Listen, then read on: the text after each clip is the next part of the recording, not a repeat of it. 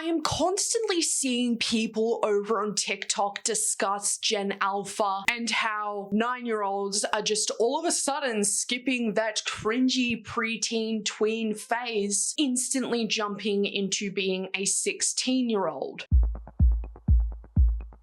Kids aren't kids anymore.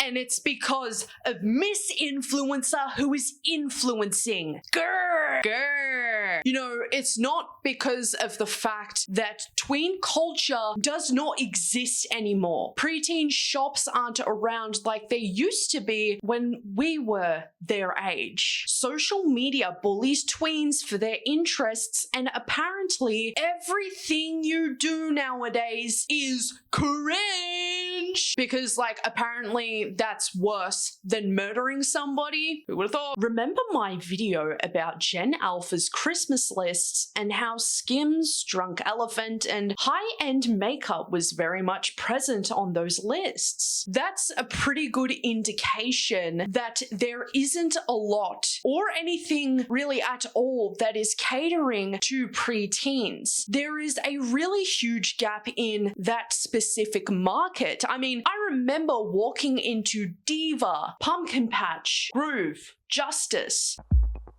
not really understanding or knowing that kids of today wouldn't be able to have that experience whatsoever. After they hit 10 years old, it's like, no, we have to immediately skip to being 16 because that tween culture is just so devoid at the moment. And a lot of it is because, of course, Gen Alpha kids are spending a record amount of time on the internet at the moment, specifically TikTok. Coming to present day, where aesthetics are so ingrained into social media culture, you have to choose one, put yourself into that box, and stay there, just like you're a Sims character. 12-year-olds wanting to be e-girls, clean girls, parents allowing them to shake their bottoms on social media for clout because their parents are brain dead. But God forbid anyone is cringe. God forbid a tween is cringe. I remember being cringe. I mean, still am. I want more people to be cringe because it says, hell yeah, I'm living my human life to the fullest. But time and time again, the culture surrounding tweens and preteens says that that's not okay. Adults literally bullying these kids relentlessly on social media because they laugh at different memes, as if we didn't laugh at a green frog for almost 4 years straight. For example, what's the trendy thing right now every single tween wants? A Stanley Cup. A child receives a Stanley Cup for Christmas, probably after begging their parents for months and months because all of her peers have one and she doesn't want to feel left out. She wants that goddamn cold crispy water. I know the kid is happy and all, is where the comment should have stopped, but this whole culture of worshipping those cups is just stupid. Imagine somebody said that to you when you were really obsessed with what was trending at the time. You'd not want it anymore. You'd feel like absolute shit. You'd feel cringe. And that is why preteen, tween culture is losing its magic because of just that. They simply are not allowed to be into anything without it being stupid, annoying, cringe. This Stanley Cup crap for elementary school girls is the weirdest and saddest crap I've seen in a long time. These parents are the problem. These parents are the problem for buying their kids something they really want. The weirdest and saddest crap apparently is that a kid wants a cup. A cup. So if a kid wants a cup, people get mad. But if a kid wants shapewear to make their bottom look more plump, people get mad too. Like, it's so 0 to 100. I completely understand now how hard it would be to be living as a tween today. There truly isn't a belonging for them anywhere right now. And the funniest part about the Stanley Cup craze with young people at the moment is I remember when I was back in school, do y'all remember these motherfuckers? Every single person had one of these. And if you didn't have that, you were considered poor or a loser or cringe. These parents are the problem. Yes, parents are the problem when they decide to support their child in something that really isn't harmful whatsoever. Yeah, it may be a bit harmful to the bank account. Have you seen the price of those things? But at least it's a cup as opposed to drunk elephant that an 11-year-old really doesn't need. Children seem to be going from 9 to 16, specifically within girls. So much is expected from women, femmes already. But let's talk about young girls. Can't be cringe. We already got that down. What about the obsession currently, specifically on TikTok, an app that is predominantly used by the youth? And everyone wants to say, well, no, it's mostly adults now, blah, blah, blah. Okay, buddy. There is this phenomenon where you just cannot be unpretty. There's content like, what triggers me that girls do? And then it'll be, when girls don't do makeup. What? Why are we brainwashing the youth into thinking that they need makeup? But time and place. Genuinely. Like, yeah, beauty products have also been around in the preteen tween culture for many years now. For example, y'all remember lip smackers? Absolutely amazing product. They were really pretty. There would always be popular brands like Coca-Cola, Fanta, and whatnot that would collaborate with lip smackers, making them look even cooler to purchase at that kind of age, right? And it makes sense.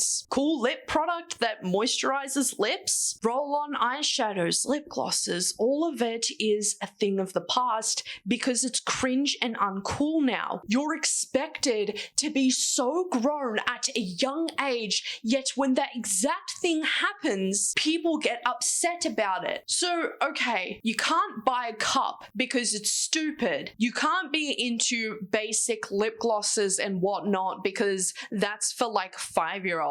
You're too grown now. So where does that leave them? It's why the youth has such a grip on wanting to belong so bad, because everywhere else turns them away. But turns them away from what exactly? Malls, concerts, social media. Malls across the United States have put curfews in place, and it's not because of the Rona. No. It's in fear of unruly behavior, according to The Guardian. In this article, it mentions a New Jersey Westfield that has a policy in place in which it bars minors from being able to be in a mall past 5 p.m. without a guardian who is over the age of 21 years old. But those are literally the 2 days that school-aged people are able to go out and do things. So a 16-year-old is being kept from seeing a movie past 5 p.m. on Friday with their friends, but this 16-year-old's parents are still at work because of the